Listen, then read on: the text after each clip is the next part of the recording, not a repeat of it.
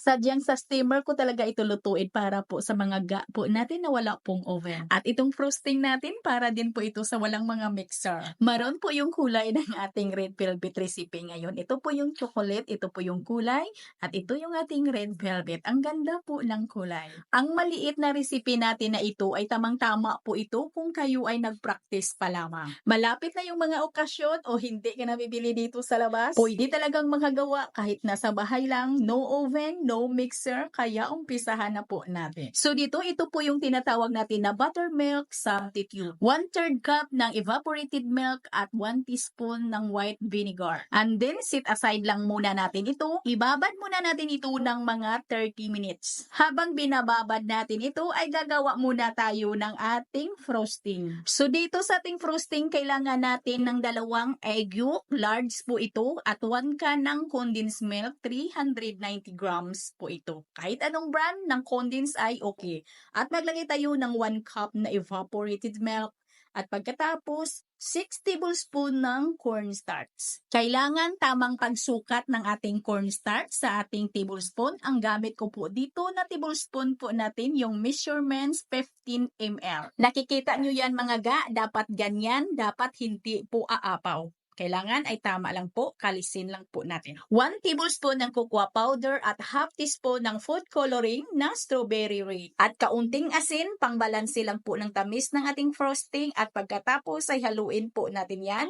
Durugin muna natin lahat ng yung ating mga ingredients hanggang sa mag-well combine at salain po natin. Pagkatapos salain ay itakang na sa kalan or ang ibig sabihin ay isa lang na po natin sa ating kalan. Lutuin natin ito sa katamtaman lang na apoy ng ating kalan. Huwag malakas ha. Katamtaman lang po talaga yung apoy ng ating kalan dito. At patuloy lang po natin itong haluin hanggang sa ito'y kumulo, hanggang sa ito'y lumapot. At nang ito'y lumapot na ay lutuin pa at haluin pa natin ng mga 2 minuto. At patayin na natin yung apoy ng ating kalan at ilagay natin na dito yung 1 tablespoon po natin na margarine. Pwede din yung butter yung gamitin natin. At natunaw na yung margarine, set aside at palamigin lang natin. Dito na po tayo sa ating cake butter. So dito sa ating mixture, meron tayong 1/3 cup ng white sugar, 1/4 teaspoon ng iodized salt at 1/4 cup ng mantika. Kahit ano lang na mantika, mga ga, ay pwede. At lagyan natin ito ng 1 piraso na large na itlog at pagkatapos haluin po natin.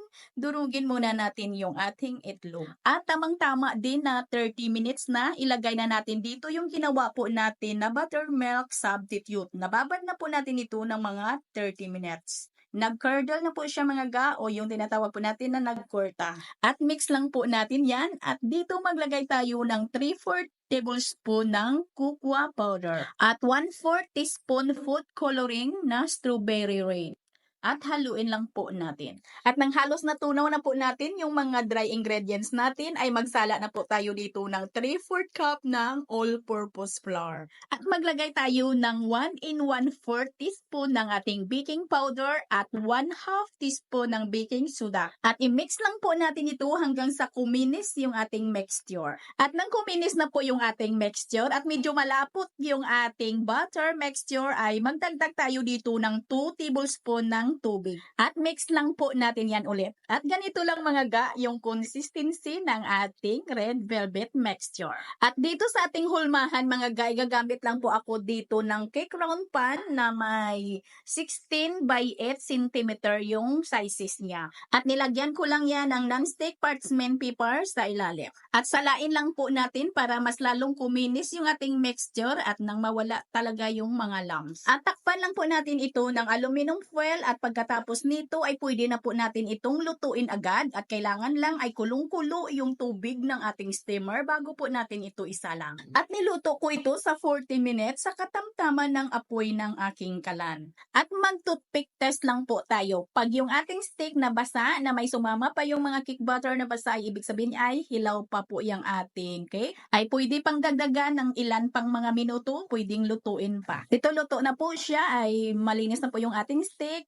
ay palamigin lang muna natin bago po natin ito lagyan ng ating frosting. Pag lumamig na, lagyan na po natin ng frosting. Kayo mga ga ay pwede nyo po itong ilagay muna sa inyong mga chiller kung hindi lang naman kayo nagmamadali kasi ay sobra po talagang lambot ng ating red velvet cake. At kahit hindi na natin ilagay sa ating chiller, basta dahan-dahanin lang po yan nating hiwain. Dahan-dahanin lang po yan nating lagyan ng frosting. At malamig na po yung ating frosting ha. At hindi yan natin nilagay sa ating freezer or sa ating chiller yung ating frosting. Ay hinayaan lang po natin yan na lumamig din po sa ating suspan. At hinati ko lang yan sa tatlo yung ating cake base. At pahiran ko lang yan ng manipis ng ating frosting para hindi din masyadong matamis.